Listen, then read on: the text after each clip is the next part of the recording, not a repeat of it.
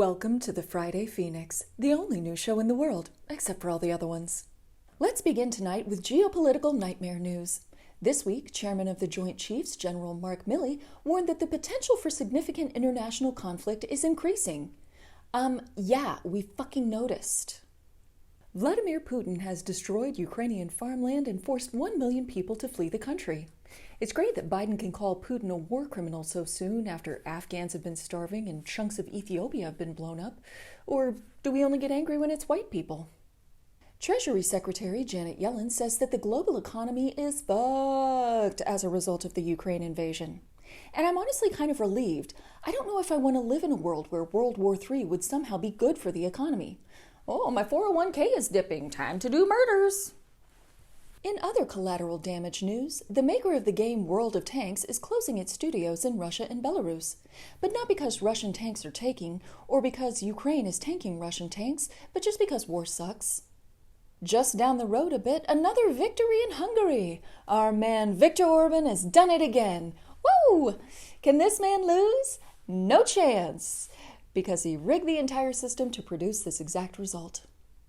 A new UN report says we need to take very big measures to address climate change very, very quickly.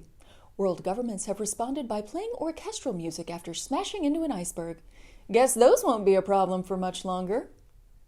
Back here in the U.S., a self-proclaimed weedaholic who claims to smoke 5 to 10 blunts a day has pleaded guilty to participating in the January 6th riot. His reasonable alibi? He doesn't remember anything. I feel ya. College is a little fuzzy for me too, bro. In other dopes doing dope news, Mike Tyson is trying to sell weed gummies in the shape of an ear with a bite taken out of them.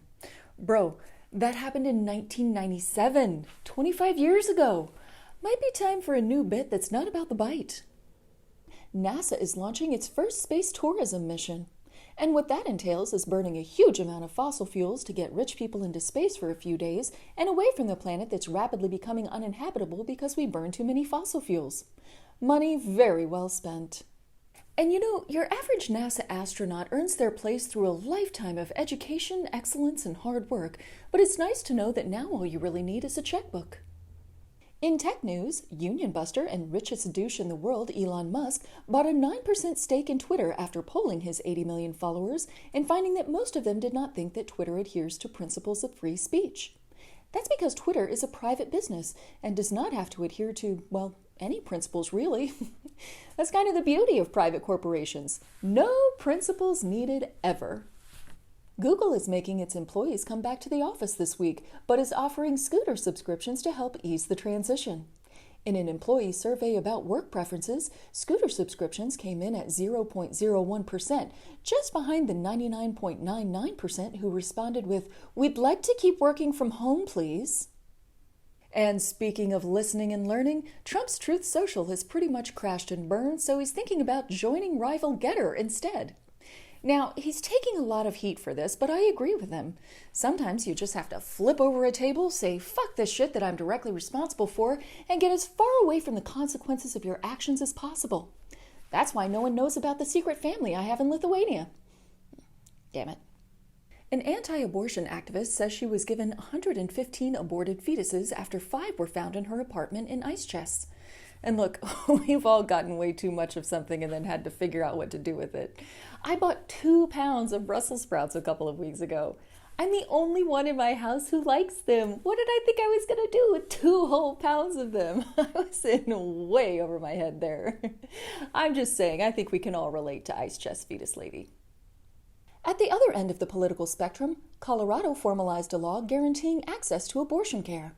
Republican politicians loudly criticized the legislation, while their secretaries booked their mistresses on flights to Denver. Over in entertainment news, Justin Bieber wore an oversized suit to the Grammys.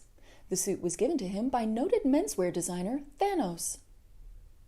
A rapper who had been shot had his embalmed body put on display at a nightclub. We're not sure yet if he was a Blood or a Crypt. And finally tonight, a man was arrested after masturbating 4 times on a Southwest Airlines flight. In addition to horrifying everyone on board, the passenger also apparently just won a Grammy for Best Comedy Album. That wraps up this week's episode of the Friday Fenix. Join us next week because there's always more news to peruse. Yeah,